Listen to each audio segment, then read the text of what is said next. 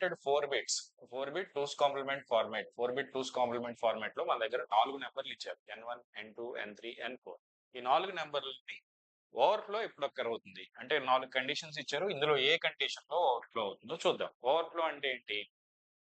When you take 2 numbers, if the result is beyond the range, అంటే నేను ఒక 2 numbers add చేస్తున్నప్పుడు నా రిజల్ట్ అనేది రేంజ్ కంటా పెద్దది ఉంటే దాన్ని మనం ఏమంటాం? ఓవర్ఫ్లో కండిషన్ అంటాం.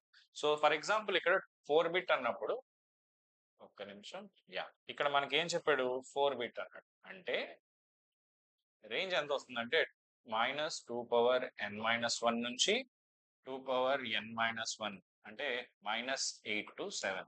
మీరు ఎడిషన్ చేసినా సబ్ట్రాక్షన్ చేసినా ఏం చేసినా మీ రిజల్ట్ -8 కంటే తగ్గకూడదు, -7 కంటే పెరగకూడదు. సో ఈజీగా ఎలా చేయొచ్చు అంటే ఈ క్వశ్చన్ ని 2's కాంప్లిమెంట్ యొక్క మీరు యాడ్ చేసి ఇంకొకటి కూడా చేసుకోవచ్చు. అంటే మన 2 MSP నుంచి ఇఫ్